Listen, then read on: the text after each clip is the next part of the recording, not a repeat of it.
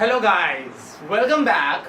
आज हम लोग पढ़ेंगे हमारा जो चैप्टर चल रहा था, लास्ट जो हम लोगों ने वीडियो बनाई थी, लास्ट जो हमारी क्लास थी वो थी aggregate demand and aggregate supply related concepts. Last video में जो हम लोगों ने पढ़ा था वो हम लोगों ने पढ़ा था एग्रीगेट सप्लाई के बारे में कि हमारी एग्रीगेट सप्लाई होती क्या है, उसके कंपोनेंट्स क्या होते हैं। उन्हीं कंपोनेंट का बेस जो था वही हम डिस्कस करेंगे आज की क्लास में। तो अगर आपने अभी तक एग्रीगेट सप्लाई की क्लास नहीं देखी है तो पहले उस क्लास को देख लीजिए, क्योंकि उसमें आपको इस वीडियो के कॉन्सेप्ट या बेस पता चल जाएंगे कि ये जो बेस है वो कहां से स्टार्ट हुआ है। तो जैसे कि मैंने आपको अपने वीडियो में बताया था लास्ट वीडियो में कि एग्रीगेट सप्लाई के जो कॉन्सेप्ट होते हैं वो दो होते हैं। दो कंपोनेंट में मेरा एग्रीगेट सप्लाई बटी होती है, यानी जो मेरी एएस है उसके दो पार्ट होते हैं, कंजप्शन एंड सेविंग। उन्हीं दो कंपोनेंट के ऊपर आगे का मेरा चैप्टर पूरा बेस है, जिसमें से आज जिस टॉपिक पे हम लोग बात कर रहे हैं वो है मेरा कंजप्शन फंक्शन। किस टॉपिक पे बात कर रहे हैं हम लोग? कंजप्शन फंक्शन के ऊपर बात कर रहे हैं कि मेरा कंजप्शन फंक्शन जो है वो होता क्या है।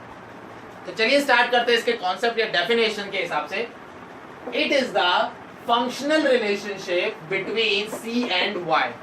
कंजप्शन फंक्शन का मतलब होता है कि इसमें हम अपने कंजप्शन और इनकम के बीच का रिलेशन बताते हैं कि हमारी इनकम और कंजप्शन के बीच में रिलेशन क्या है, कैसा रिलेशन है, किस तरह के इनके आपस में व्यवहार है, संबंध है। ठीक है, ये चीजें हम लोग बताते हैं हमारे कंजप्शन फंक्शन में। तो कंजप्शन फंक्शन का जो रिलेशन होता है इनकम के साथ वो यहाँ पे होता है डायरेक्ट रिलेशन। तो अगर पूछा जाता है कि what is the relationship between income and consumption, तो आप सिंपल से ये बताओगे there is a direct relationship between consumption and income. हमारी कंजप्शन और इनकम के बीच में डायरेक्ट रिलेशनशिप होता है। डायरेक्ट रिलेशनशिप का मतलब क्या हो गया? इनकम बढ़ेगी तो कंजप्शन बढ़ जाएगा। अगर मैं ज्यादा कमाऊंगा तो भाई मैं बासमती चावल खाऊंगा, अगर मैं कम कमाऊंगा तो नॉर्मल चावल खा लेंगे। अगर मैं महंगा ज्यादा कमा रहा हूँ, इनकम ज्यादा है तो हम लोग आशीर्वाद आटा खाएंगे, इनकम कम है तो हम लोग नॉर्मल वाला गेहूं ऐसे ही आटा खा लेंगे, कोई लोकल वाला। अगर मेरी इनकम ज्यादा है तो मेरे जितने भी कपड़े हैं वो मॉल से आएंगे। अगर मेरी इनकम थोड़ी सी कम है तो मैं कपड़े अपने नॉर्मल किसी भी शॉप से ले लूंगा, किसी भी आउटलेट से खरीद लूंगा। तो इनकम और कंजप्शन के बीच में जो रिलेशन होता है वो कैसा होता है? पॉजिटिव होता है। पॉजिटिव क्यों होता है? क्योंकि जैसे जैसे इनकम बढ़ेगी, पैसा बढ़ना शुरू होगा, वैसे ही वैसे आपके खर्चे भी बढ़ जाएंगे। इनकम कम होगी, खर्चे कम होंगे, इनकम ज्यादा होगी तो खर्चे भी ज्यादा हो जाएंगे। इसी वजह से मेरा इनकम और कंजप्शन के बीच में रिलेशन कैसा होता है? Direct relation. ठीक, अब आप कहेंगे सर ऐसा तो जरूरी है नहीं, क्योंकि हम लोग अभी तो कुछ कमा रहे हैं ना, फिर भी कंज्यूम कर रहे हैं। क्योंकि आप में से जितने लोग हैं 11-12 पढ़ रहे हैं, जितने भी लोग ऐसे हैं जो इनकम नहीं अर्न कर रहे हैं, जीरो इनकम है, बट फिर भी वो कुछ ना कुछ कंजप्शन तो कर ही रहे हैं। वो खा रहे हैं, वो पहन रहे हैं, वो घूम रहे हैं, वो ट्रैवल करते हैं, वो रिचार्ज करवाते हैं, वो घुमाते हैं, घुमाते मतलब दोस्तों को घुमाते हैं, क्या है आप भी यार, ठीक है, दोस्त को घुमाते हैं। तो बहुत सारी चीजें आपके हैं जो आप डेली लाइफ में अपनी करते हैं विदाउट अर्निंग एनी पेनी। पेनी मतलब होता है इनकम।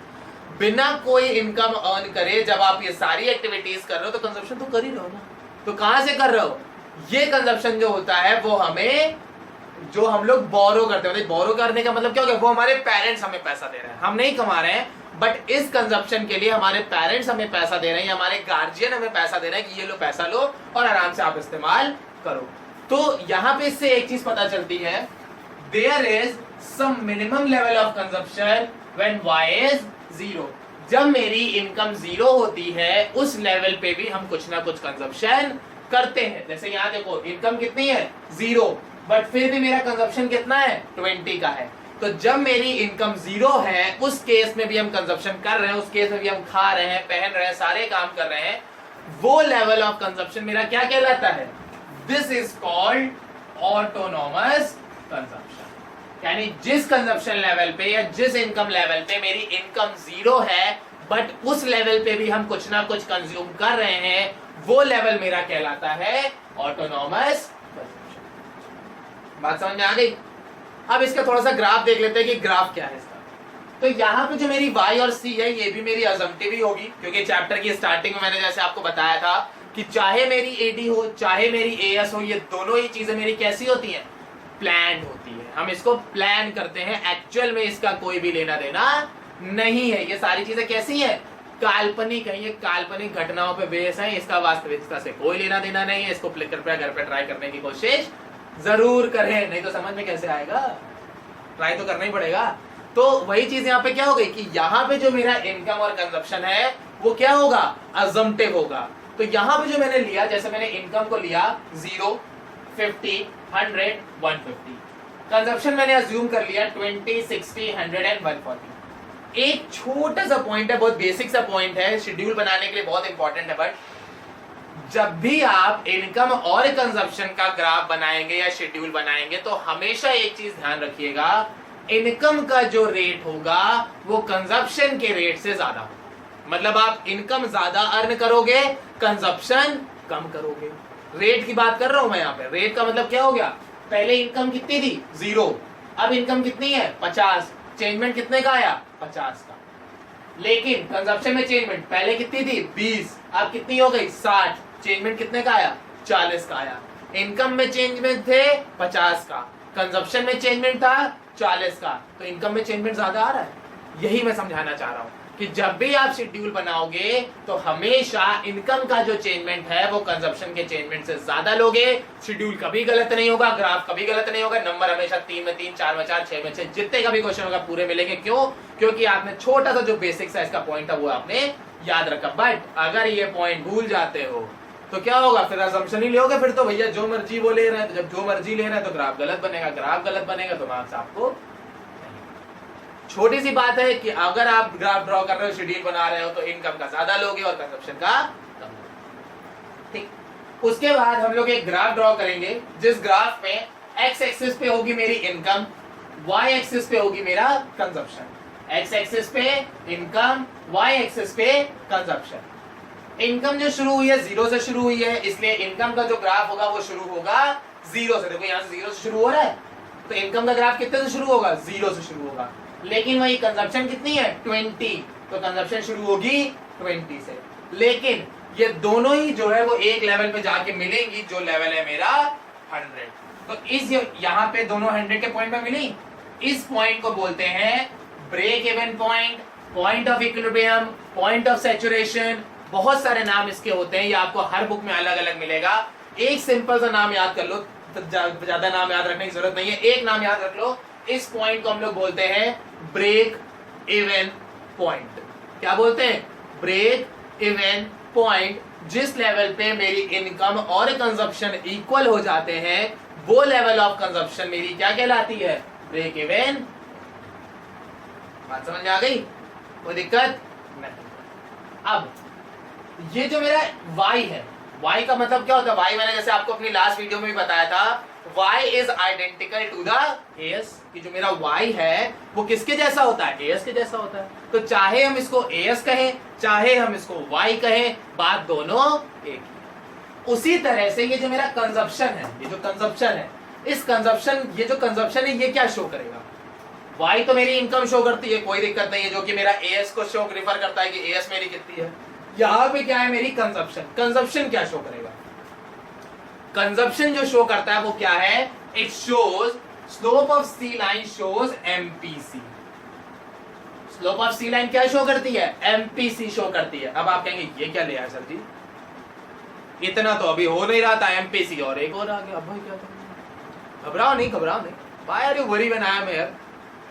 राइम में मतलब ना रखो यार, कॉन्सेप्ट पे जाओ ना। तुम राइम का, मैं इंग्लिश टीचर हूँ, राइमिंग कहाँ जानते हो यार? चल, अब यहाँ पे आते हैं मेरे कॉन्सेप्ट ऑफ कंजप्शन, कि मेरे कंजप्शन के कॉन्सेप्ट क्या होते हैं। ना एमपीसी छोड़ा नहीं है, ये मत समझो एमपीसी छोड़ दिया, आता नहीं है, आता है, डरो नहीं। यहां से समझ में आ जाएगा कि एमपीसी होता क्या है। तो यहाँ पे है मेरा कॉन्सेप्ट ऑफ कंजप्शन, कि मेरे कंजप्शन के कॉन्सेप्ट क्या होते हैं। तो बेसिकली हमने अपने कंजप्शन के कॉन्सेप्ट को 2 पार्ट में डिवाइड किया हुआ है, एपीसी और एमपीसी। क्या बोला है? APC, MPC. एपीसी का मतलब होता है average propensity to consume. Average propensity का मतलब हो गया हमारी टोटल इनकम में से हम टोटल जितना कंज्यूम कर रहे हैं। तो यहाँ पे मेरी टोटल इनकम कितनी है? 0। कंज्यूम कितना कर रहे हैं? 20। तो यहाँ पे 0 और 20 के बीच में रिलेशन होगा। सेकेंड वाली में इनकम कितनी है? 50। कंजप्शन कितना हो रहा है? 60। तो यहाँ पे रिलेशन किसके बीच में होगा? 50 और 60 के बीच में होगा। तीसरी वाली में कितना है? 100 तो 100 रिलेशन हो जाएगा। चौथी वाली में 150 140 तो 150 और 140 में होगा। यहाँ पे क्या है? एपीसी जो होता है वो रिफर करता है total consumption with the different level of income. मतलब हमारी टोटल जो इनकम है उस टोटल इनकम का कितना पार्ट हम कंजप्शन में इस्तेमाल कर रहे हैं वो मेरा कहलाता है एवरेज प्रोपेंसिटी टू कंज्यूम। बात समझ में आ गई। दूसरा है मेरा एमपीसी। एमपीसी रिफर करता है मार्जिनल प्रोपेंसिटी टू कंज्यूम। क्या रिफर करता है? Marginal propensity to consume. यहां इसका क्या मतलब होता है कि हमने एडिशनल कितना कंजप्शन किया है विद द एडिशनल इनकम। मेरी कितनी इनकम बढ़ी थी और उस इनकम पे हमने कितना कंजप्शन बढ़ा दिया। जैसे यहां पे पहले इनकम जीरो कितनी थी? जीरो, फिर कितनी हो गई? 50। तो इनकम कितने से बढ़ गई? 0 से 50 कितनी बढ़ गई? 50 से बढ़ गई। कंजप्शन 20 से 60 कितना बढ़ गया? 40 का बढ़ गया। तो जो बीच का मार्जिन होता है कि एडिशनल इनकम कितनी थी, उस एडिशनल इनकम से हमें एडिशनल कंजप्शन कितना किया है, वो कहलाता है मार्जिनल प्रोपेंसिटी टू कंज्यूम। तो वही चीज यहां पे है कि जो मेरा ये सी लाइन होता है, ये सी लाइन मेरा शो करता है एमपीसी। सी लाइन क्या शो करती है? एमपीसी शो करती है कि मेरा जो सी लाइन है, कंजप्शन लाइन है या कंजप्शन फंक्शन है, वो रिफर करता है मेरे एडिशनल कंजप्शन से कि हमने एक्स्ट्रा कितना कंजप्शन किया। ठीक। इस एपीसी को कैलकुलेट करने का एक बहुत सिंपल सा फॉर्मूला होता है सी अपॉन वाई। सिंपल सी है, सी अपॉन वाई। एपीसी का फॉर्मूला क्या है? सी अपॉन वाई। यानी कि कंजप्शन कितना है? 20, वाई कितना है? 0। तो फॉर्मूले में वैल्यू कितनी हो जाएगी? सिंपल सी देखना, पहले वाले केस में 20 अपॉन 0 यहां हो गई इनफाइनाइट। सेकेंड वाले केस में कंजप्शन है 60, इनकम कितना है? 50, यानी कि 60 अपॉन 50। फिर थर्ड वाले केस में 100, तो यहां हो गया 100। फिर चौथे वाले में 140, 150, तो फोर्थ केस हो जाएगा 140 अपॉन 150। यानी सिंपल सी चीज है कि जितना आपका कंजप्शन है और जितनी आपकी इनकम है उसको आपस में डिवाइड कर दो, वो आपका निकल के आ जाएगा एवरेज प्रोपेंसिटी टू कंज्यूम। बात समझ में आ गई। अब इसी तरह मेरा आता है एमपीसी। एमपीसी का फॉर्मूला होता है delta C upon delta Y. क्या होता है formula? Delta C upon delta Y. अब सर आप कहें डेल्टा सी का मतलब, तो डेल्टा सी भाई याद करो, डेल्टा मतलब चेंज। तो डेल्टा सी का मतलब हो गया change in consumption, delta Y का मतलब हो गया चेंज इन इनकम। तो चेंज इन कंजप्शन कैसे निकालेंगे? C1, C1 मतलब नया वाला सी जो अभी प्रेजेंट टाइम में चल रहा है, और C मतलब पुराना वाला। तो नया C कितना है? 50, पुराना वाला 0, यानी 50 माइनस 0 50। इसके हिसाब से 100 माइनस 50, 150 माइनस 100।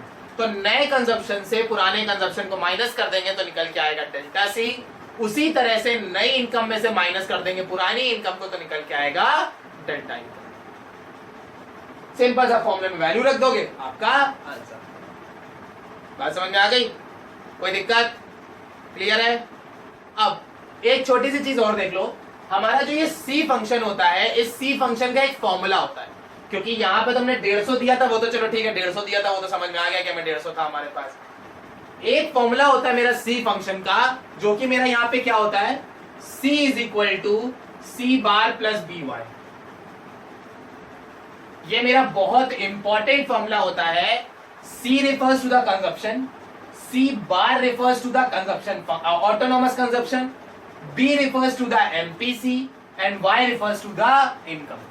C का मतलब कंजप्शन, C बार का मतलब ऑटोनॉमस कंजप्शन, B का मतलब MPC और Y का मतलब इनकम। ये जो मेरा फॉर्मूला है, इस फॉर्मूले का हम लोग इस्तेमाल करते हैं जब मेरी डिफरेंट लेवल ऑफ इनकम होती है और वो हमें सिर्फ इनकम दी गई है और कंजप्शन हमसे पूछ रहा है। जैसे यहाँ पे तो चलो दिया गया है 150 इनकम थी, कंजप्शन 140 था, कोई दिक्कत नहीं। अगर मैं आपसे कहूं इनकम मेरी 900 है तो कंजप्शन बताओ। इनकम 900 है तो कंजप्शन कितना करेंगे? सोचो। नहीं बता पाए ना, अंदाजा नहीं लगा सकते क्योंकि रेट ही नहीं पता है। तो वही रेट निकालने का एक फॉर्मूला होता है कि मेरे डिफरेंट लेवल ऑफ इनकम पे मेरा क्या कंजप्शन हो सकता है। इस फॉर्मूले का यूज मैं आपको अपनी नेक्स्ट वीडियो में बताऊंगा। वहां पे हम लोग सॉल्व करेंगे इसका एक न्यूमेरिकल, जिसमें हम लोग APC, MPC, APS, MPS, consumption function, saving function, इन सारी चीजों का इस्तेमाल करेंगे। आज की क्लास में मैंने सिर्फ इतना बताया कि कंजप्शन फंक्शन होता क्या है, कॉन्सेप्ट्स क्या होते हैं, एपीसी कैसे निकालते हैं, एमपीसी कैसे निकालते हैं, और अगर आपको डिफरेंट लेवल का कंजप्शन निकालना है तो उसका फॉर्मूला क्या होता है। आई होप सबको सारी चीजें क्लियर हो गई होंगी।